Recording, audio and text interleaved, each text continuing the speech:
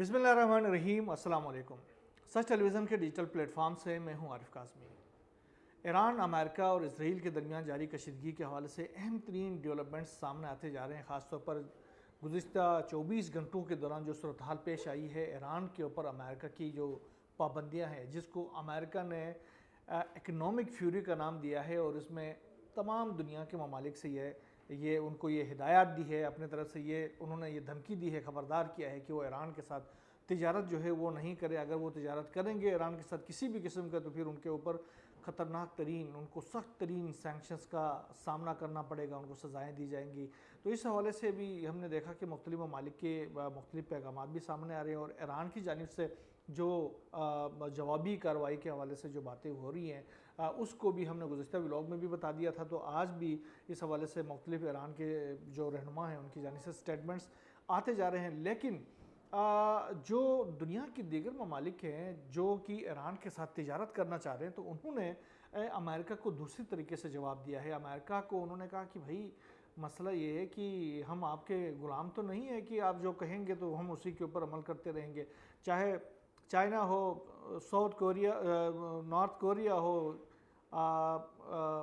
Russia हो और इसी तरह स्पेन, इन ममालिक की जानिब से वॉइसेस सामने आए हैं, दीगर ममालिक की जानिब से भी वॉइसेस आए हैं। उन्होंने कहा कि हम जो है इंडिपेंडेंट कंट्री हैं और हम किसी के डिक्टेशन के ऊपर नहीं चलते। ख़ास तौर पर चाइना की जानिब से जो बयान आया है वो बड़ा सख्त किस्म का बयान है। उन्होंने कहा कि एक तो उन्होंने खुलकर मुखालफत की है कि उन्होंने कहा कि ये आपका डोमेन नहीं है कि आप हमें डिक्टेट करें कि हमने किसके साथ तिजारत करना है, किसके साथ नहीं करना है, किसके साथ ताल्लुकात रखना है, किसके साथ नहीं करना है। जो चाइना के जो तर्जुमान है वज़ारत ख़ारजा के लिन जियान, उन्होंने कहा कि हम अपने आप को अमेरिका के अहकामात के पाबंद नहीं समझते, हम ईरान के साथ अपनी तिजारत और ताल्लुकात हैं उनको जारी रखेंगे और इस हवाले से हम नहीं समझते कि हम अमेरिका को यह हक़ हासिल है कि वो हमें डिक्टेट करता रहे। इसके साथ उन्होंने कहा कि ईरान पर अमरीकी पाबंदियाँ और जो दबाव है वो मशरिक़ वस्ता के बहरानों के हल में मावन साबित नहीं हो सकता है। अगर हल में कोई चीज़ मावन साबित हो सकता है तो वो ये है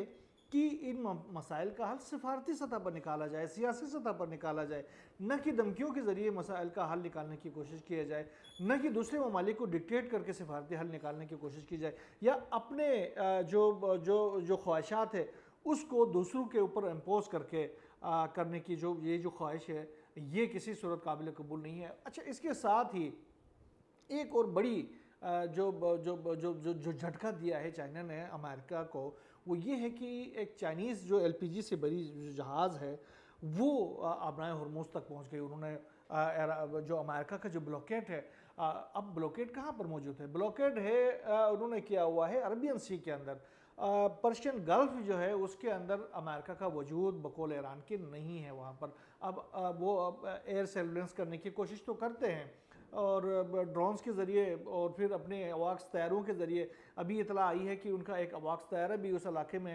उन्होंने डिस्ट्रेस कोई पैगाम दिए हैं, उसके बाद या तो उसने कोई हंगामी लैंडिंग की है या उसके साथ क्या हुआ है तो उसकी फेट के बारे में अभी नहीं पता।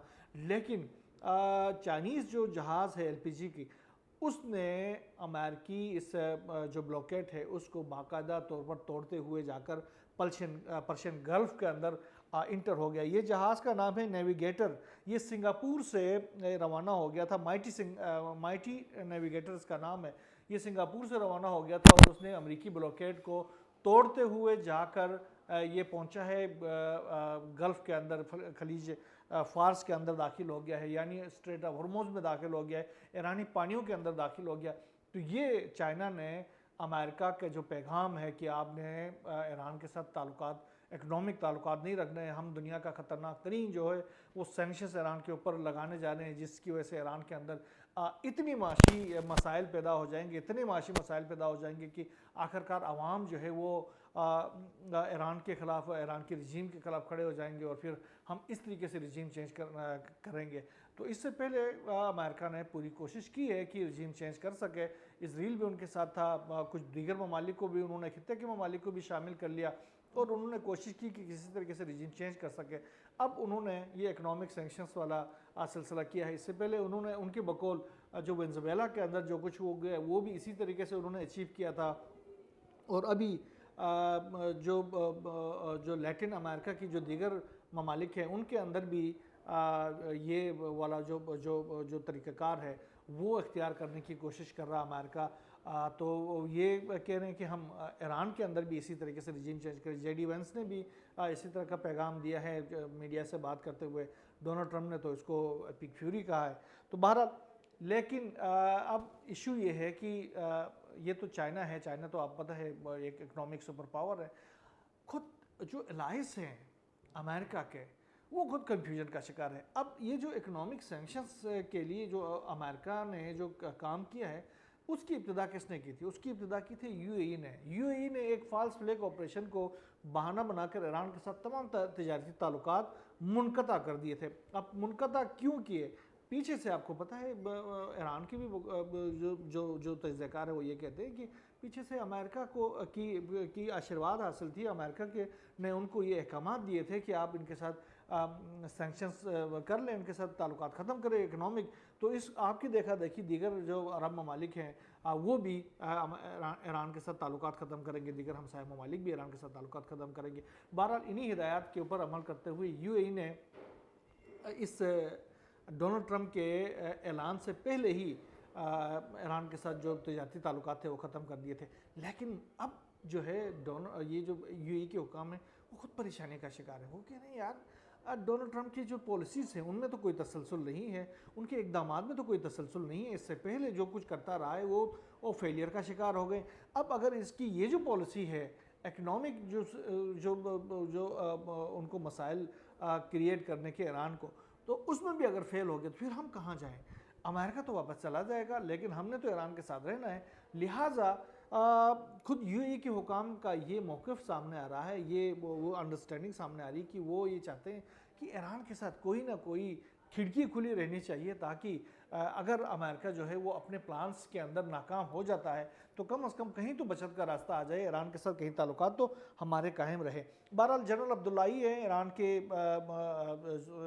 افواج کے جو کمانڈر ہیں, انہوں نے کہا کہ دشمن کی جو حالیہ جو دھمکیاں ہیں اس کے جواب میں ایران کا رد عمل اس بار بڑا مختلف ہوگا اور ایران جو ہے وہ اسلحہ استعمال کرے گا, وہ ویپنز استعمال کرے گا جو پہلے کبھی استعمال ہم نے اس جنگ کے دوران کبھی نہیں کیا ہے. اور اس بار ہم امریکہ کو اور اس کے جو بھی ساتھی ہوں گے ان کو ہم حیران کر دیں گے اور انتہائی جدید اور لیتھل قسم کا اسلحہ استعمال کریں گے. یہی باتیں دیگر جو فورسز کے جو حکام ہیں, جنرل نقوی نے بھی اس طرح کا بیان دیا ہے, ابن الرزا کی جانب سے بھی اس طرح کا بیان سامنے آیا ہے.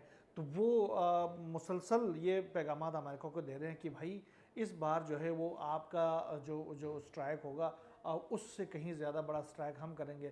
ابھی ایک اور ان کے جنرل ہیں فدا حسین, ان کی جانب سے ان کے سیاسی رہنما ہیں, ان کی جانب سے ایک بیان سامنے آیا. انہوں نے کہا کہ اگر ان سے سوال کیا گیا تھا کہ آپ کے ملک کے اوپر اگر امریکہ جو ہے وہ کوئی ایٹمی حملہ کرتا ہے تو پھر اس کا آپ کیا کریں گے؟ انہوں نے کہا کہ یہ ایشو نہیں ہے, اب اگر امریکہ ہم پر ایٹمی حملہ کرے گا تو ہم بھی اس جیسا حملہ اس کے اوپر کریں گے.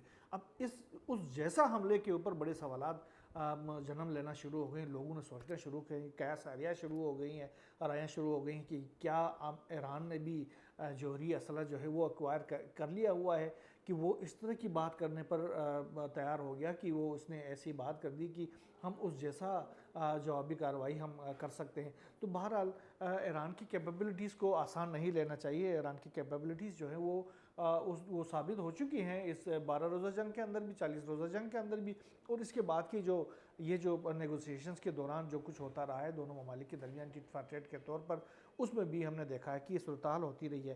اچھا, Abraham Lincoln, U S S Abraham Lincoln جو ہے وہ 9 مہینے تک یہ جو عربین سی اور خلیج کے پانیوں کے اندر رہا, اور اس کے بعد ہم نے دیکھا کہ وہاں پر جو فورسز تھے 270 دنوں تک جو وہاں پر موجود رہے تھے, تو ان کے اندر جو ڈسٹرس تھی.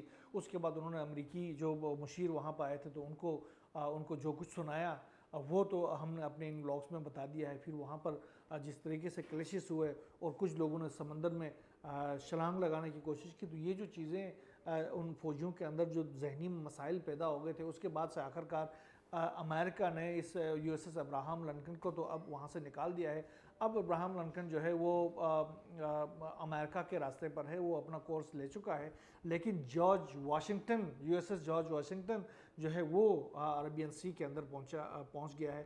تو اب جو ہے جنگ کے جو میدان ہے وہ اور ڈیولپ ہوتا جا رہا ہے. اچھا ہاں، میں ایک چیز اسپین کے حوالے سے بتانا آپ کو بھول گیا. جس طریقے سے چائنا نے کہا کہ ہم آپ کے جو سینکشنز ہے اس کو ایکسیپٹ کرنے کے لیے تیار نہیں ہے، اسی طرح اسپین نے بھی یہی کام کیا. اسپین کو ایران کے اندر فرسٹ ایور یورپی ملک کو لائسنس مل گیا ہے کہ وہ اپنے ایران کے اندر مائننگ کر سکے مختلف سیکٹرز کے اوپر. تو مائننگ کے لائسنس اب اسپین کے جو کمپنیاں ہیں ان کو باقاعدہ طور پر ایرانی گورنمنٹ کی جانب سے مل چکی ہیں.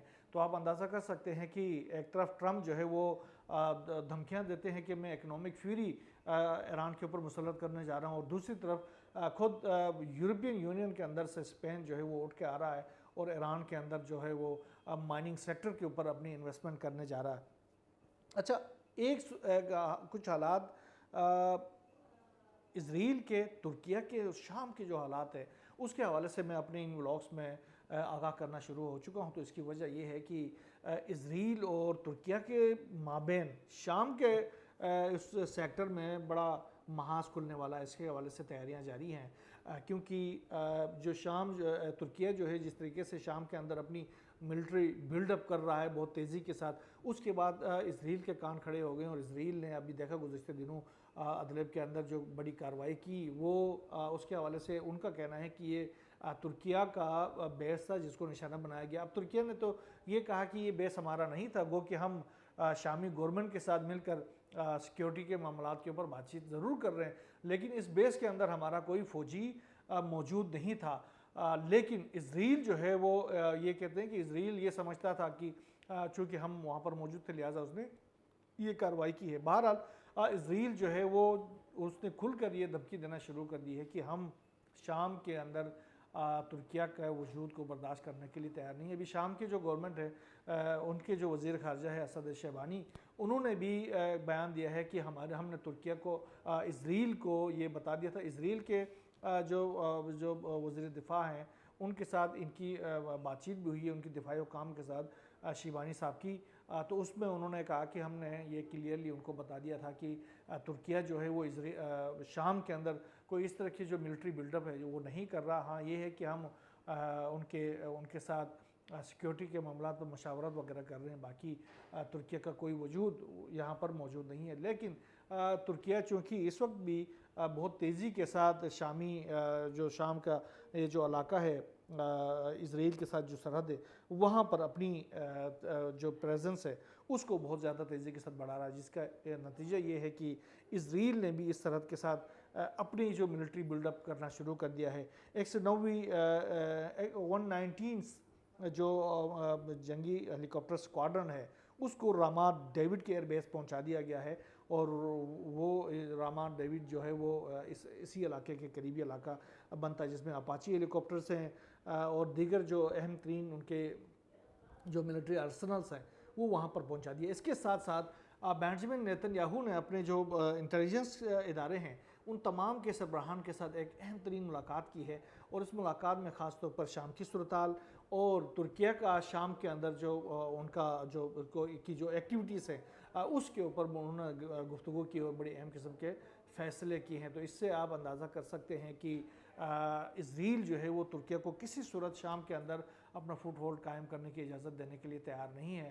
اور یہ صورتحال اگر اسی طریقے سے جاری رہی تو آنے والے دنوں کے اندر ترکیہ اور اسرائیل کے درمیان ایک براہ راست بڑا تصادم بھی ہو سکتا ہے. بہرحال جو بھی نئی ڈیولپمنٹ اس تمام صورتحال سے سامنے آتی رہے گی انشاءاللہ ہم آپ سے شیئر کرتے رہیں گے. یہاں بس اتنا ہی. اللہ حافظ.